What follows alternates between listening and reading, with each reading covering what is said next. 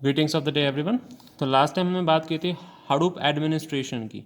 ठीक है, हडूप को एडमिन कैसे करते हैं, इसका मतलब है हडूप क्लस्टर को स्मूथली रन कैसे करते हैं बेसिकली। तो हडूप क्लस्टर को स्मूथली रन करने के लिए कौन सी चीज़ें चाहिए, I will just adjust a bit so you can see properly. या फाइन।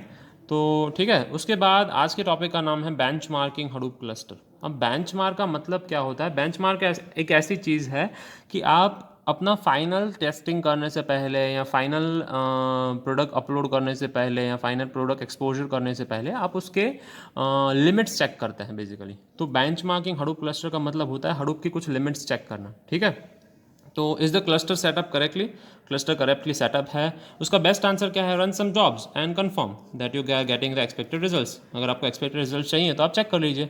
लेट से मुझे कुछ ऐसे टेस्ट रन करने हैं कि मेरे पास 1 लाख रोज़ हैं। अगर मेरे पास 1 लाख रोज़ हैं तो 1 लाख रोज़ को उसको प्रोसेस करने में मिनिमम 10 सेकेंड्स लगने चाहिए या 3 सेकेंड्स लगने चाहिए। So I just run some jobs and check it.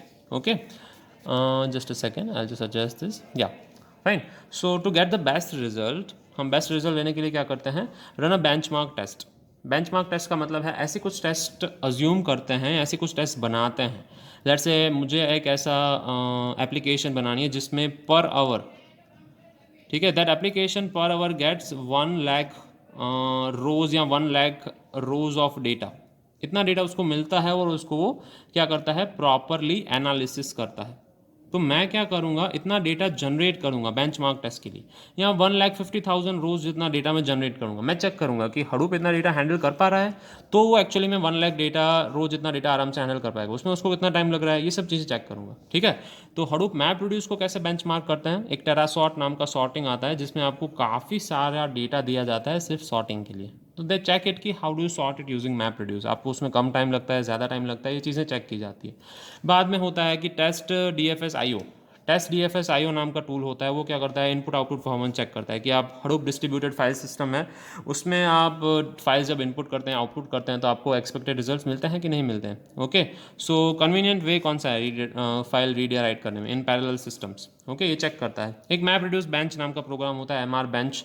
Fine, तो वो small job number of times run करता है कि एक छोटी सी जॉब उसको अगर मिल जाए, लेट से उसको 10 नंबर्स सॉर्ट करना है, तो ये 10 नंबर सॉर्ट करने में कितना टाइम लगाता है?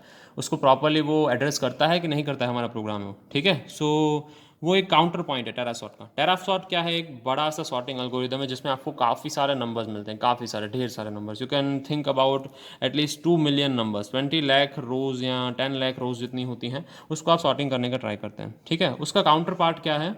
Small, running a small job as an MR bench. MR bench का काम है स्मॉल जॉब्स को चेक करना। ओके, तो वो स्मॉल जॉब्स के लिए कितना अच्छा रिस्पॉन्सिव है वो हम चेक करते हैं, रिस्पॉन्सिव है वो हम चेक करते हैं। NN bench, name node bench. ठीक है, तो वो क्या करता है? लोड टेस्टिंग करता है नेम नोड हार्डवेयर का। नेम नोड के पे जब लोड आ जाता है काफ़ी अच्छा सारा, तो वो उसको कैसे मैनेज करता है, उसका बैलेंसर चल रहा है कि नहीं चल रहा है, ये सारी चीज़ें चेक की जाती है NN बेंच नाम के प्रोग्राम से। ये सब ऐसी हाइपोथेटिकल चीज़ें क्रिएट करते हैं जिससे आपके सिस्टम का एक्चुअल लोड जब आता है तब उसका परफॉर्मेंस कैसा होगा वो आपको पता चलता है। Okay, moving forward, Hadoop in the cloud. अब हम अज्यूम करते हैं कि सारी चीज़ें मॉनिटर करना, ये करना, वो करना अगर पॉसिबल नहीं है, हमारे पास हडूप एडमिन है ही नहीं, तो हम क्या कर सकते हैं? So we can, one thing we do is we shift Hadoop to the cloud. Okay, so there are ways to take advantage of Hadoop technologies without doing the work of creating your own Hadoop cluster. आप अपने खुद के Hadoop cluster कीजिए ही मत, create ही मत कीजिए, install ही मत कीजिए, उसको मेंटेन कॉन्फ़िगर करना कुछ भी ज़रूरी नहीं है।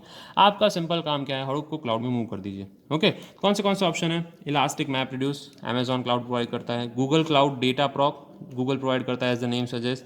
HD insight, Microsoft Azure provide करता है। ठीक है, देन IBM का भी कुछ क्लाउड है, बिग इनसाइट्स करके, बिग इनसाइट स्ट्रीम करके है। काफ़ी सारी चीज़ें हैं जो ये हडूप रिलेटेड एक्टिविटीज़ या हडूप रिलेटेड हमें जो फैसिलिटीज़ हैं वो प्रोवाइड करते हैं online in the cloud. So should we shift online to the cloud और not? That's a big question. So reasons कौन से हैं Hadoop to run in the cloud? Lack of space. एक तो आपके पास स्पेस अच्छी नहीं है, आपके पास ऐसे मशीन नहीं है जो ये काम कर सकें। तो आप अगर पे करते हैं तो आपको नए मशीन खरीदने की ज़रूरत नहीं, क्लाउड में आपको मशीन ईजिली मिल जाएंगी। फाइन, तो ध्यान रखेंगे, एक तो अगर हम सर्वर क्लाउड पे चला रहे हैं वो, और दूसरा सर्वर अगर हम क्या कर रहे हैं, ओवन कंपनी में चला रहे हैं या उसके हाउस या अपने घर पे चला रहे हैं, इन दोनों में क्या फ़र्क है? अगर मैं क्लाउड पे कोई सर्वर चला रहा हूँ या खुद की कंपनी में या खुद के घर पे कोई सर्वर चला रहा हूँ, तो फ़ायदा या नुकसान क्या क्या है? एक तो लैक ऑफ स्पेस मुझे फेस नहीं करना पड़ेगा। मुझे सर्वर में रैम ज़्यादा चाहिए, चलो नई रैम आ गई, नई रैम ऐड कर दी, 8 GB वाला सर्वर चाहिए, ले लिया। जो जस्ट पे it and use it.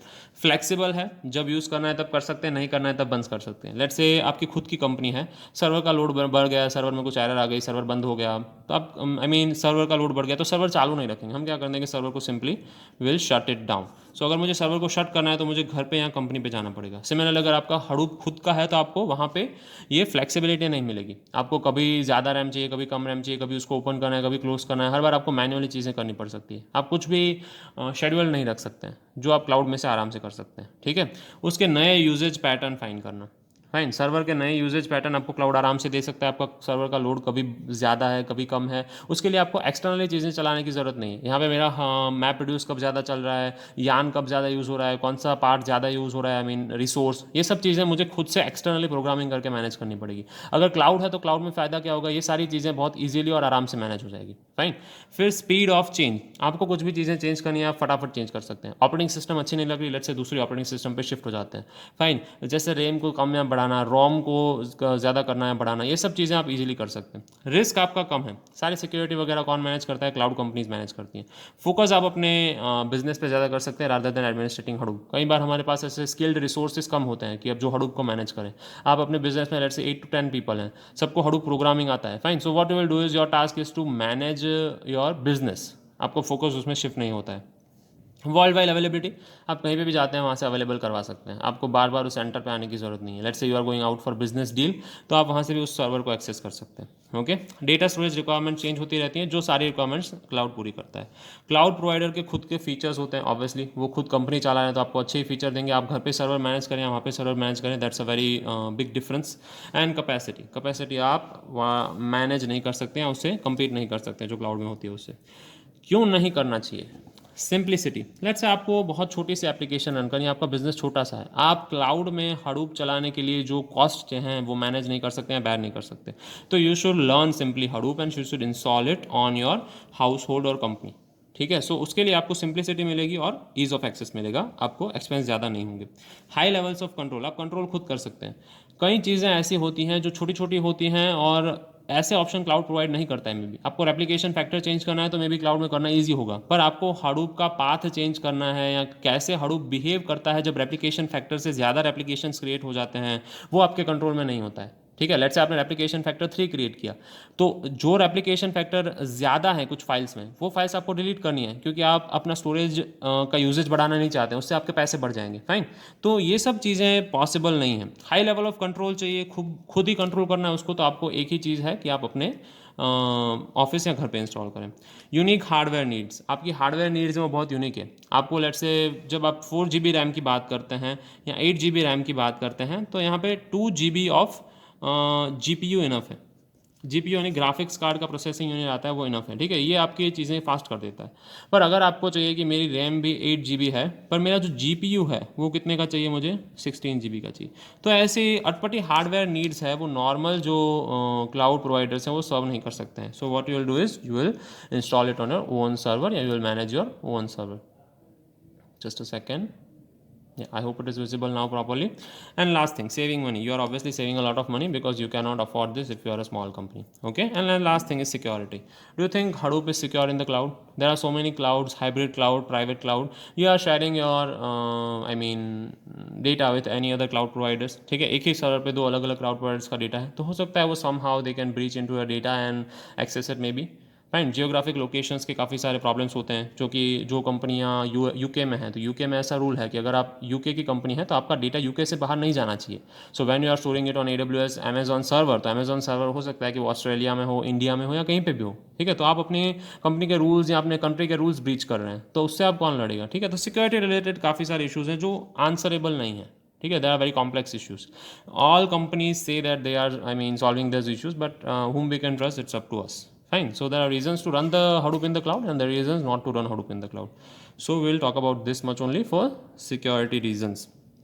Okay, so we talked about two things, Hadoop in the cloud and benchmarking the Hadoop. Fine. So will keep it to this and all lecture.